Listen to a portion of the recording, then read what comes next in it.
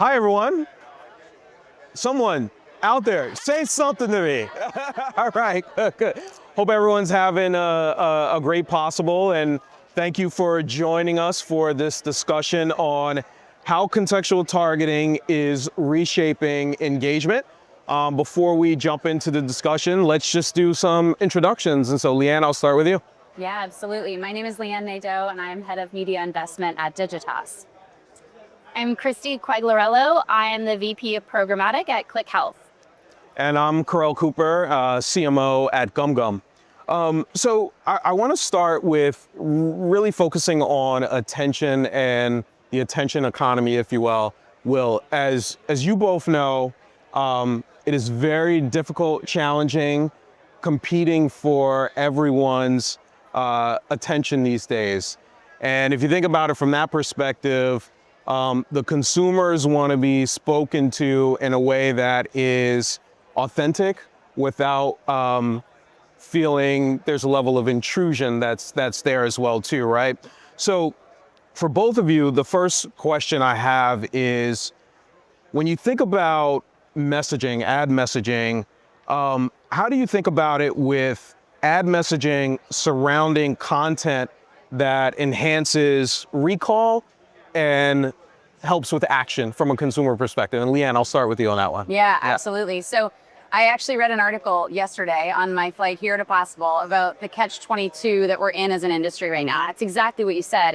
It's this combination of needing to fulfill relevance and personalization while avoiding the creep factor that we're always kind of trying to tiptoe. Right. And I think what's really interesting about kind of the opportunity we have now is to create more personalized experiences at scale in a way that we've actually been trying to do for probably about the past decade.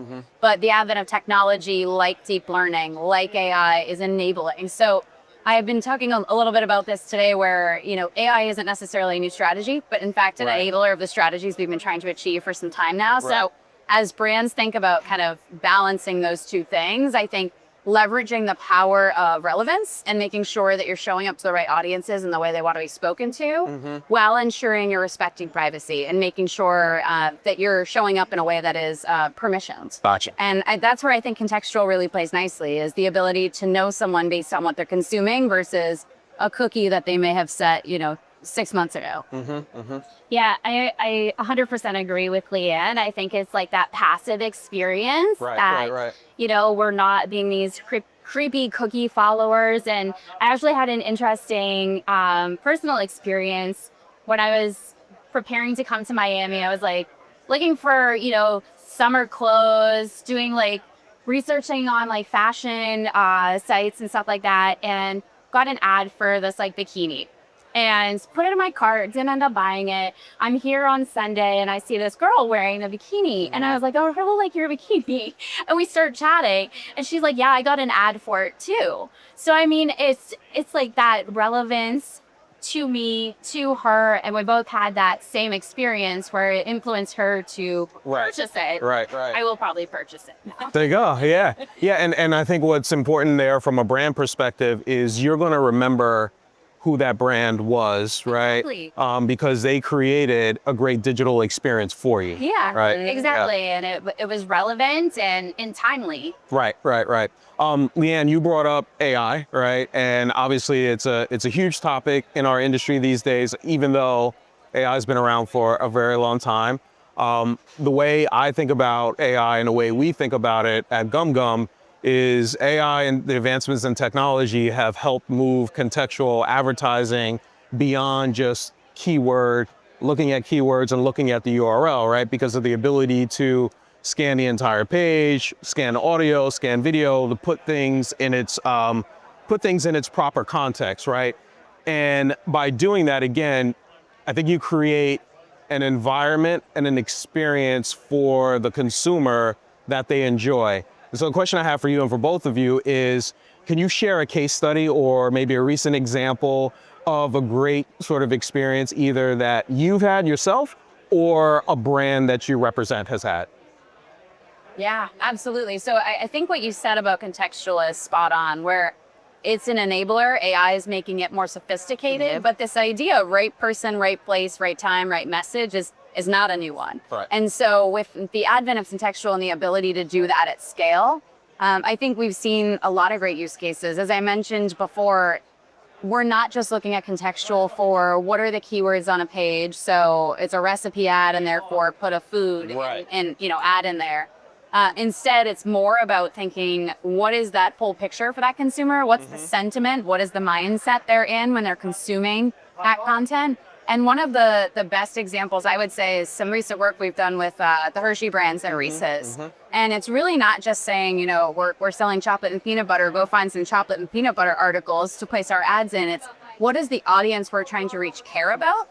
And we know they care about sports. How are we identifying the moments at which they're having those relationships with sports figures, and really inserting the brand into, again, context, but not context in maybe the legacy sense of it has to match exactly what category the brand is in. Gotcha. Yeah, and I think for us, I don't have a specific example, but I think for us being in the healthcare space, a lot of the targeting that we start with is like a patient modeled audience and really like data-driven targeting. And that can only go so far. People are so much more than like their diagnosis. And that targeting is only reaching them at the point of diagnosis. Right. It's not reaching them prior to. So I think contextual has been really powerful for us to really get that incremental reach and reach people before a diagnosis, when they're in that researching phase, when they're looking at content, like, I have a sunburn, like, what should I do? Really engaging with them before that moment. Okay, gotcha. And then, Chrissy, I want to stay with you because I want to stay on a point about contextual, but then talk about contextual plus video, right? Video obviously has grown over the years in our space. I think it's a key part to what brands are doing from a marketing perspective. In a recent survey that we did at GumGum, we know that 80% of consumers engage with more contextually aligned video ads as well too. And so as you think about sort of planning, activation, and even performance, right? Where does video fit into sort of, overall strategy for you? Yeah, I think video is an extremely important part of strategy because it extends your brand story. Like, anyone can buy banners and that's not cutting through the clutter. So really being able to tell a client's story through video, and I think also with the power of AI to make that video scalable. So in the past, like, you've had like one video, it's running against your demo audience and that's it. I think now we have this ability to use AI and creative resources and contextual targeting to reach niche audiences and ensure that the message for one person who's a male, 25, living in an urban area is different from a male who's 75, living in a very rural area. So I think it's like super important to really marry the two, the contextual and like the visual storytelling of video. Gotcha.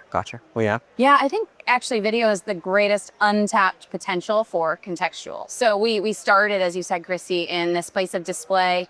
Native advertising exploded. GumGum even originated, in image ads. Yep. And so thinking about how we take that to a place of video is challenging because a video is longer. Generally, it's harder to read.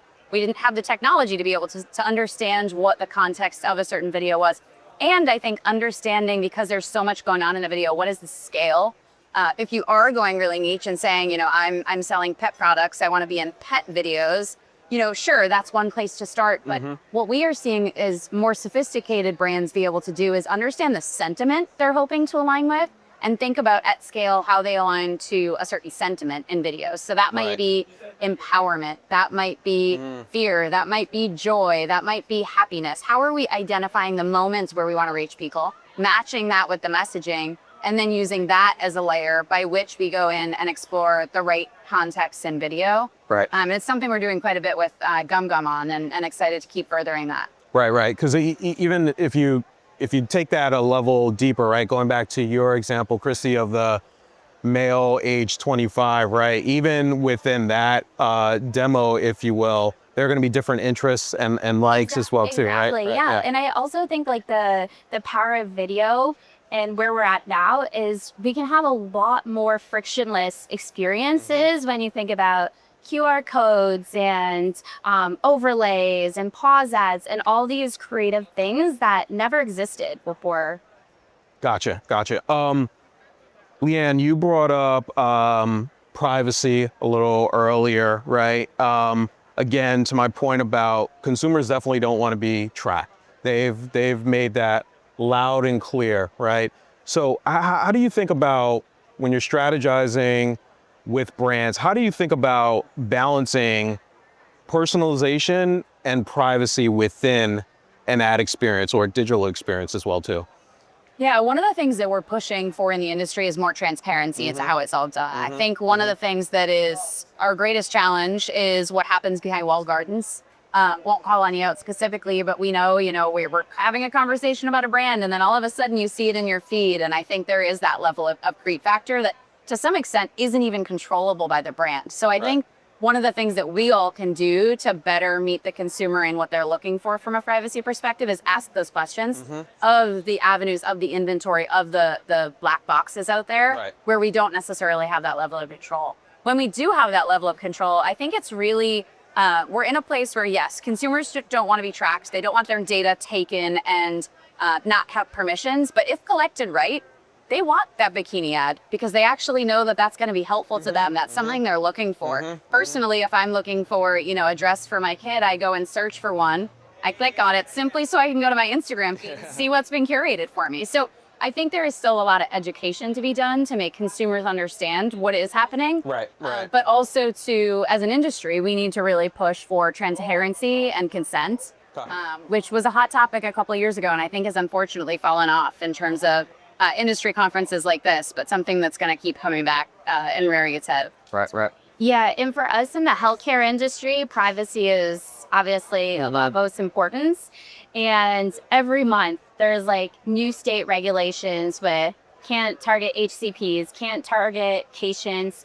So we really need to be careful of the partners that we are working with and the audiences that we are creating. So I think contextual really helps us in that way. We're being like that passive experience.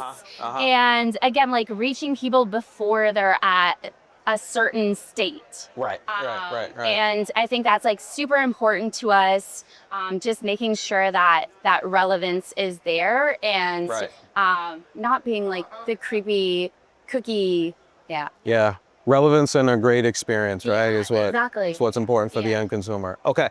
One last question. Fun question I want to end with. Christy, I'll ask you first. What's a memorable ad you saw growing up that you were emotionally connected to and why? Okay, this is going to be very niche, but as soon as you ask this question, the most memorable ad, and I see my friend Cassidy there and she's Canadian, so she might know this.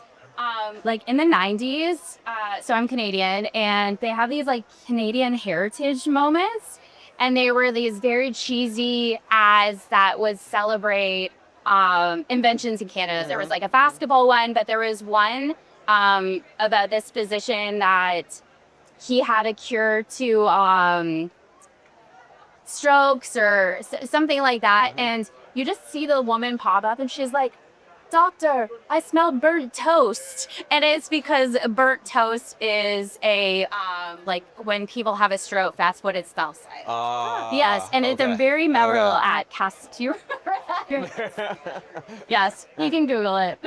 Yeah. I like that. I think for me, the number one ad that comes to mind when you mentioned that was a Sprite ad from the early 90s. I don't have an exact date, but a Sprite ad that was all around holiday with polar bears and it was really, it resonated for me because my mom back in the 90s actually used to record Christmas movies on VHS. So for the rest of my childhood, that's how we watched them, was pop the VHS in and it included all the ads. And for me, that ad just always reminded me of like a nostalgic Christmas and it kind of got me in the mood for the season. And ironically, not intentionally, I was thinking about it earlier, it was contextually aligned. So it was a Christmas ad for a Christmas movie. And there was really something about that just made it feel like home. Yeah. Well, a contextually aligned ad, I think we will... In the 90s. In the 90s. In the 90s. So I think we will end on that point. Leanne, Christy, thank you for joining us and taking some time today. And thank you for your partnership as well, too. Thank you. All right.